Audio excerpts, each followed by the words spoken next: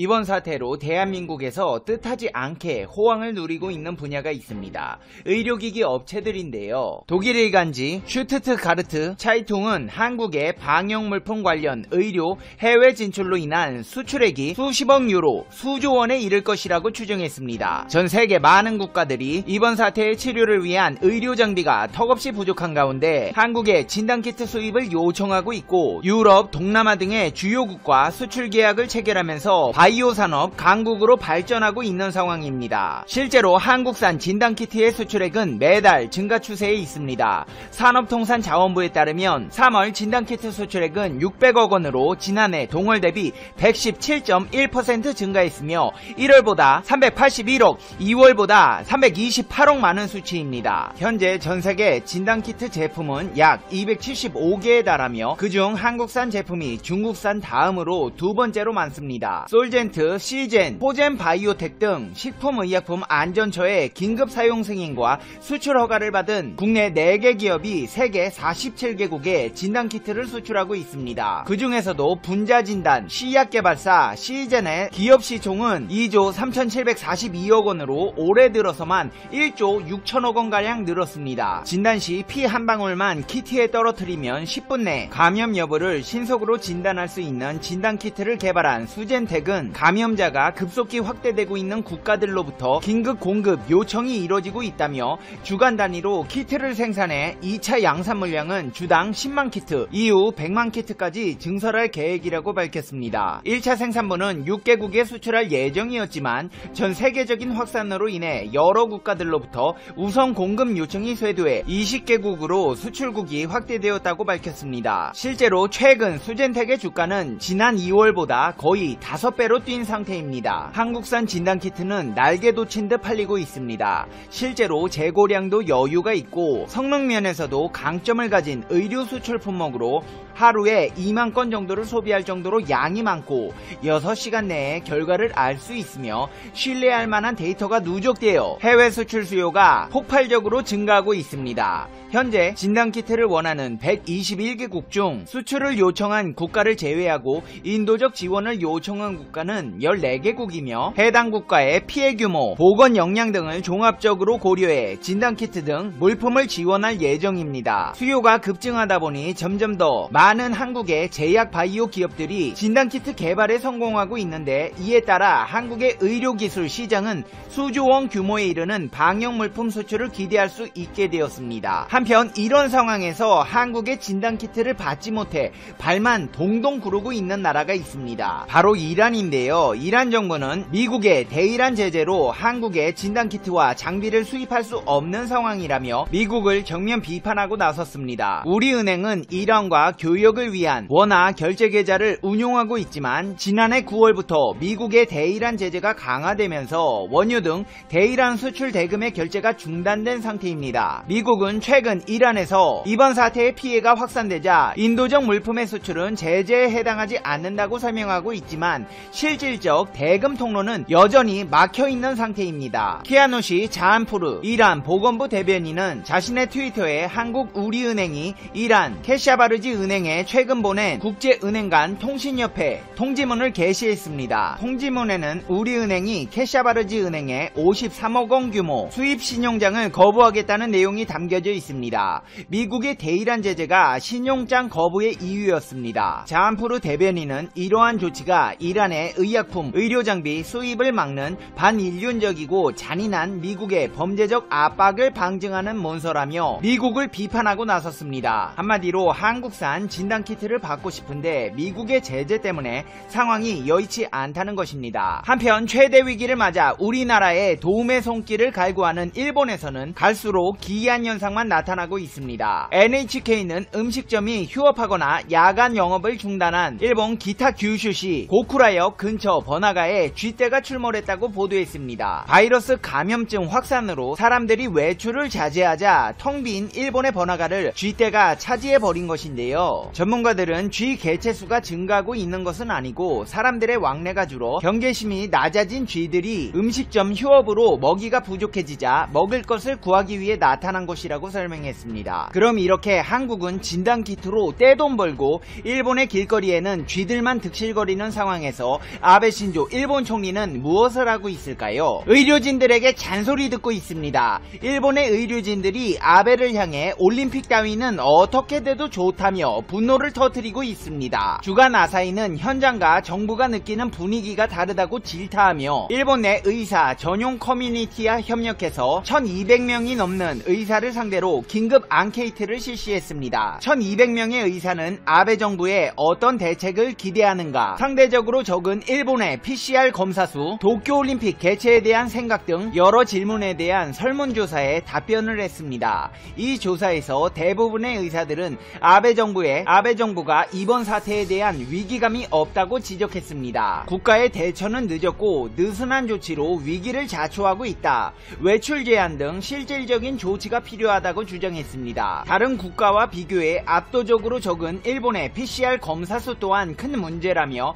PCR 검사의 횟수를 타국 수준으로 늘려야 한다고 답했습니다. 올림픽에 집착하는 아베의 행보에 대해서도 지적했는데요. 2021년으로 예정된 도쿄올림픽의 개최에 대해서는 개최할 수 없다가 46%로 개최할 수 있다 35%보다 높았습니다. 상황이 이렇다 보니 일본은 한국의 지원에 기대를 모으는 수밖에 없는데요. 정작 한국 정부는 일본에 대한 진단키트 지원을 아직 추진하지 않고 있다고 밝혔습니다. 중앙재난안전대책본부 정례브리핑에서 한국 정부는 우리 방역 물품에 대한 수출과 인도적 지원 요청을 다수국으로부터 받고 있다며 이를 위해 외교부의 방역물품 해외 진출 지원 본부처 태스크포스를 구성해 운영 중이라고 설명하며 일본에 대한 우리 정부의 지원은 현재로서는 아직 추진하고 있지 않은 상황이라고 밝혔습니다. 떡줄 놈 생각도 안 하는데 김칫국을 사발채로 들이마시고 있는 일본의 언론 중 아사히 신문은 일본 후생노동성은 한국이 검사키트를 지원할 경우 자국 성능평가를 받아야만 이용할 수 있다고 언급했습니다. 앞서 아사히 신문은 한국이 일본에 진단키트를 지원하는 방안을 검토하고 있다고 보도했으나 이 신문의 보도는 사실이 아닌 것으로 판정되었습니다. 사실 진단키트를 주고 싶어도 줄 수가 없는 상황입니다. 일본 정부가 이번 사태의 예방대책으로 취했던 입국 규제 조치를 내달 말까지 연장했기 때문입니다.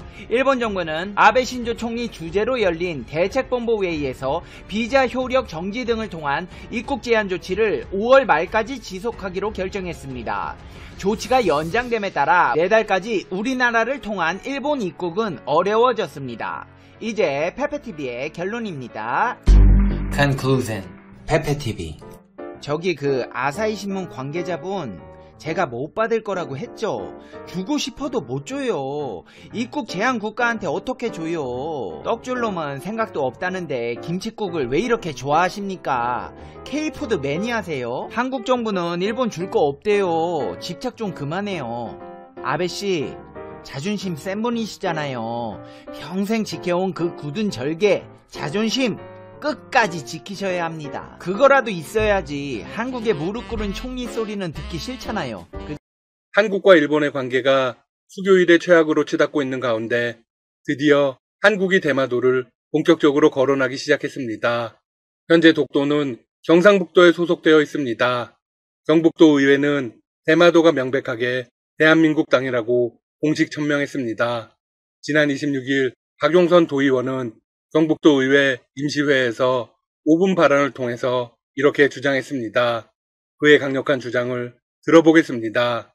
우선 박 의원은 독도와 대마도 땅을 우리 땅으로 되찾기 위해서는 대마도 실질 회복을 위한 국민운동의 불씨를 경북도가 앞장서서 되살려내야 한다고 주문했습니다. 타당한 이야기입니다. 그는 이어서 현재 정부와 지자체의 대응을 비판했습니다. 대마도가 한국의 영토라는 역사적 사실에도 불구하고 정부와 경북도는 주변국의 역사 왜곡과 일본에 계속되는 독도 침탈 책동에 대해 수세적 방어적으로만 대응하고 있다. 이어서 경북도가 일본의 왜곡에 감정적이고 일방적인 대응 방식에서 벗어나 근본적인 대책을 선제적으로 마련하라고 말했습니다. 일본은 최근 외무상이 나서 독도가 일본의 영토라고 주장했습니다. 벌써 8년째 동일한 주장을 하고 있죠. 외무상이 발언했다는 것은 일본 정부의 공식 입장입니다. 그런데 한국은 무엇 하고 있는 걸까요? 그냥 외교적인 루트를 통해서 항의하는 곳에 그치고 있습니다. 수세적으로 대응하고 있기 때문에 매년 도발의 수위가 높아지는 것입니다. 따라서 경북도 의회의 주장에 찬성할 수밖에 없습니다. 박 의원이 두 번째로 주장한 것은 대마도 수복을 위한 실질적인 방안입니다. 독도와 대마도의 실질 회복을 위해 경북도는 타시도와 공조의 영토수호 공동협의체를 구성해야 한다. 좋은 방안입니다. 경북만으로 영향력이 부족할 경우 정치를 더 키워야 합니다. 그럴 경우 정부의 움직임으로도 이어질 수 있습니다. 세 번째로 역사 왜곡에 강경하게 대응하기 위해서는 현재와 과거 전범 기업을 전수조사해 공표하고 불매운동을 강력히 추진해야 한다고 했습니다. 들을수록 옳은 이야기입니다. 한국 대법원은 전범 기업들의 악행에 대해서 옳은 판결을 내렸습니다. 피해자들에게 정당한 피해 보상을 하라고 했죠. 하지만 일본은 적반하장의 태도를 보이고 있습니다. 최근에는 위안부 피해자 배상 판결도 이행하지 않겠다고 공식 발표했습니다. 따라서 한국은 더욱 강경하게 나아가야 합니다.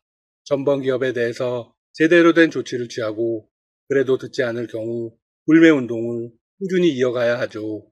일본이 지금껏 역사를 왜곡하면서까지 집요하게 독도 영유권을 주장하는 이유가 뭘까요? 그 이유는 대마도에 있습니다.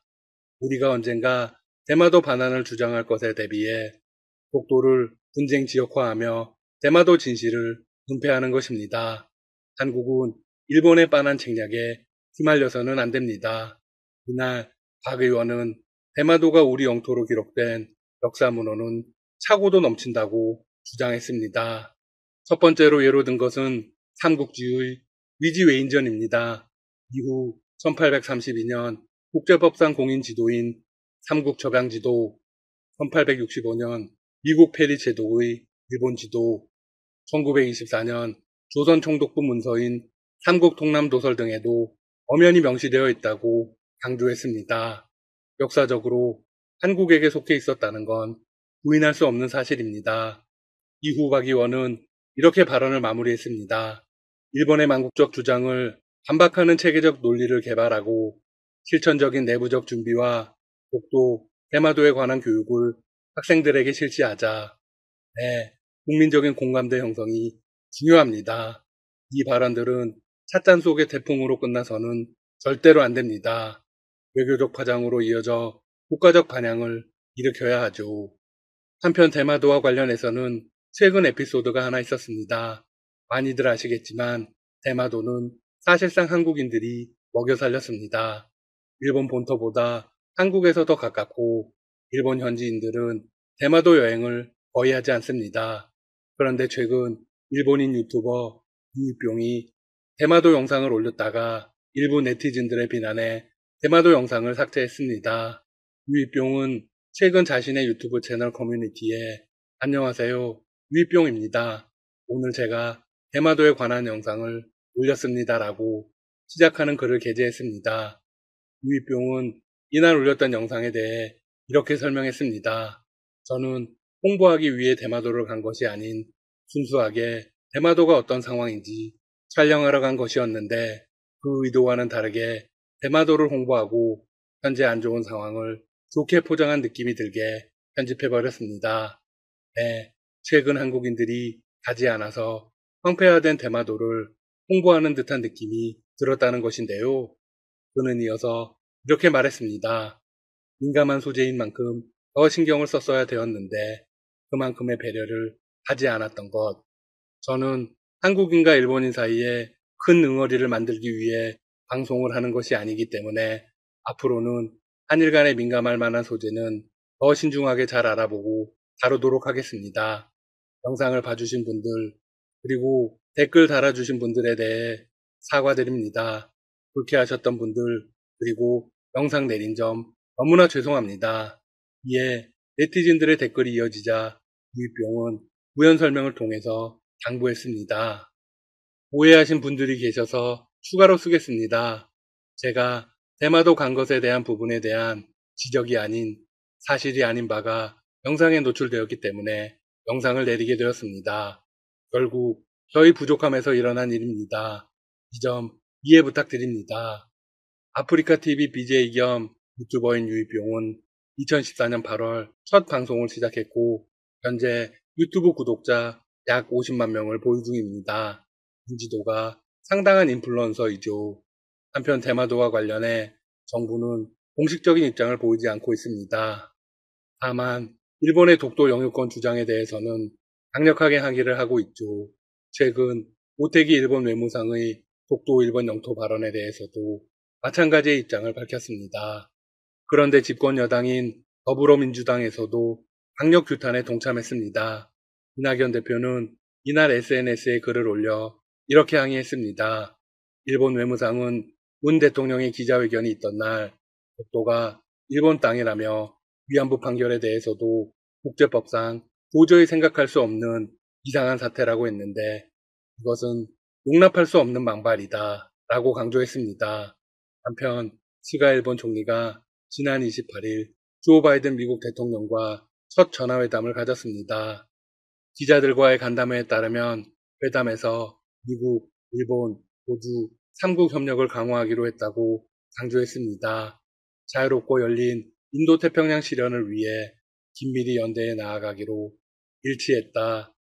일본, 미국, 호주의 한층 강화된 협력, 납치 문제, 조기 해결을 위한 협력, 북한의 비핵화를 위한 연대, 이런 점에 대해서도 확실히 연대해 나아가기로 일치했다. 스가 총리는 한국 관련 내용을 의도적으로 배제했습니다. 교토통신은 이번 회담에서 한국에 관해서도 협의했으나 일본 정부 관계자가 상세한 내용 설명은 삼가하겠다는 반응을 보였다고 전했습니다. 일본이 이렇게 나와봤자 변하지 않는 사실이 있습니다. 바이든 대통령의 입장에서는 한국이 가장 중요하다는 것입니다. 그리고 대마도는 한국 땅입니다. 지금까지 닥터시사TV였습니다. 여러분 시청해주셔서 감사합니다. 구독과 좋아요 부탁드립니다.